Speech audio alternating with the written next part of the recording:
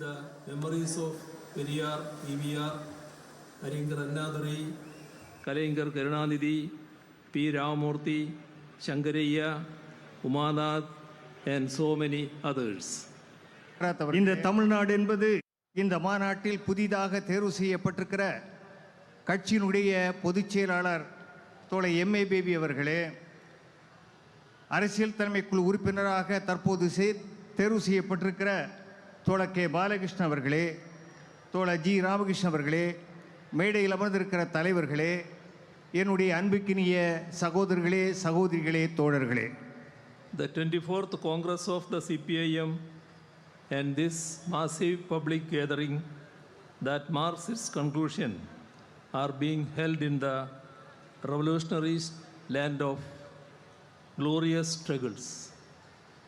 24வது அகில இந்திய மாநாடும் அதை ஒட்டி நடக்கின்ற இந்த மாபெரும் பேரணியும் மார்க்சிஸ்ட் கட்சியினுடைய 24வது அகில இந்திய மாநாட்டை ஒட்டி இந்த சிறப்பு வாய்ந்த வரலாற்று சிறப்பு வாய்ந்த மதுரை மாநகரில் நடந்திருக்கிறது. Tamil Nadu is the land that encompasses the fighting spirit of the brave martyrs of Keervanmani.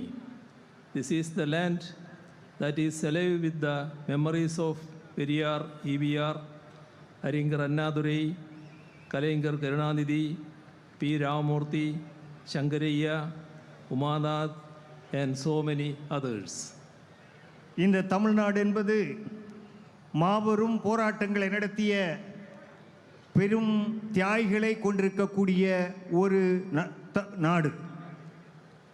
இங்கேதான் பெரியார், பேரறிஞர் அண்ணா, அதே போல கலைஞர் அவர்கள், தோழர் P. ராமமூர்த்தி, தோழர் சங்கரையா போன்ற உமாநாத் போன்ற மாபெரும் தலைவர்களெல்லாம் வாழ்ந்த மண் இது. This land resonates with the historical memories of the valiant protests that were conducted to ensure the unity of human minds against divisive agendas.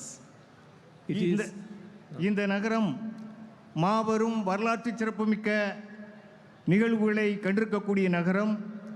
இங்குதான் மிகப்பெரிய போராட்டங்கள் சங்கமித்த நகரமாகவும் இது அமைந்திருக்கிறது.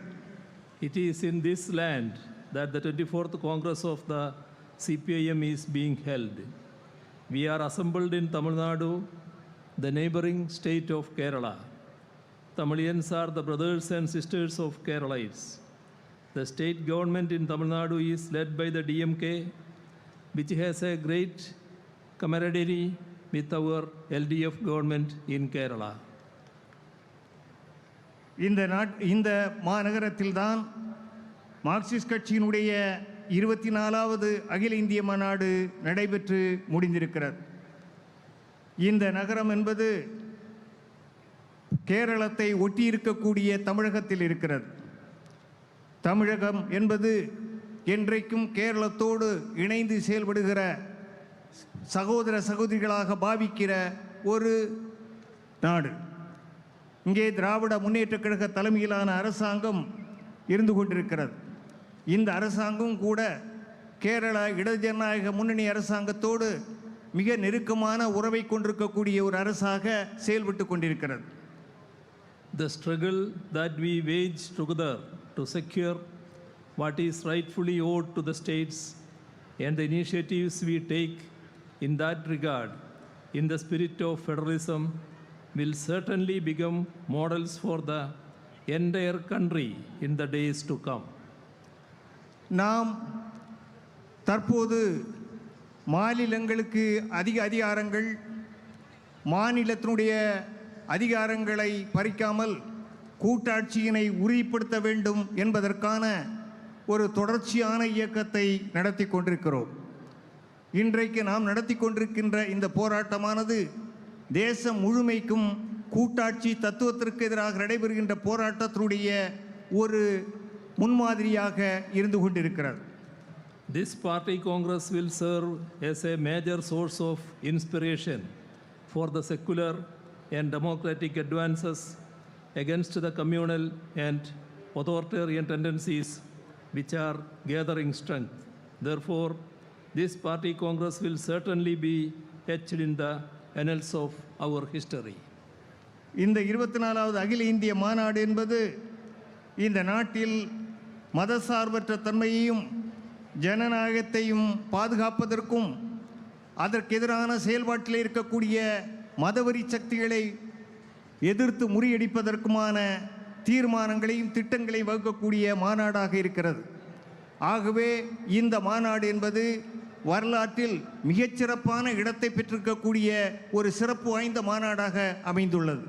This party congress is being held in peculiar international circumstances. On the one hand, under the leadership of Donald Trump, America is trying to expand its stranglehold over countries across the globe through financial arm twisting. On the other hand, well aware of its danger, more and more countries are trying to resist the imperial and financial onslaught through countermeasures.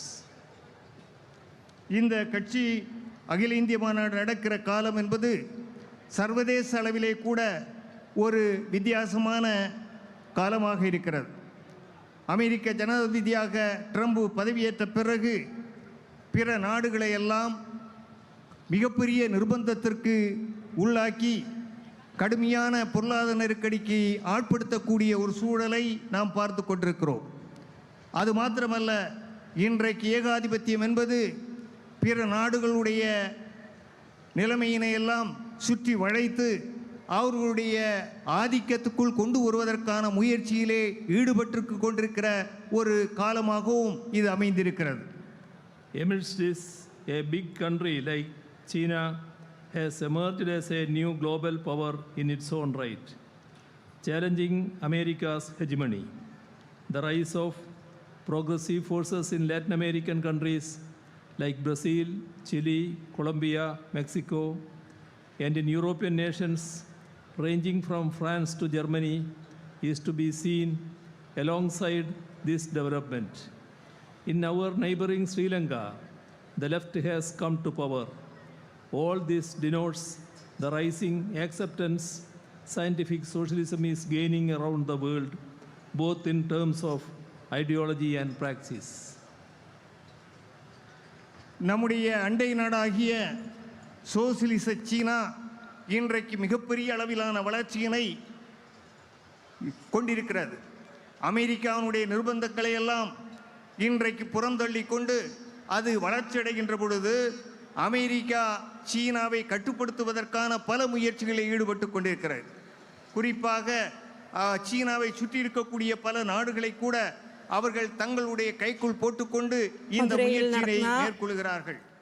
CPIM party കോൺഗ്രസിന്റെ സമാപന സമ്മേളനത്തിന്റെ ഭാഗമായി നടക്കുന്ന ബഹുജന റാലിയിൽ അഭിസംബോധന ചെയ്ത് സംസാരിക്കുകയാണ് മുഖ്യമന്ത്രി പിണറായി വിജയൻ. വലിയ തരത്തിലുള്ള ജനസാഗരമാണ് അവിടേക്ക് ഈ ഒരു ബഹുജന റാലിയിൽ പങ്കെടുക്കാനായി റെഡ് വോളണ്ടിയർമാർ അടക്കമുള്ള ആളുകൾ അവിടേക്ക് എത്തിയിരുന്നത്.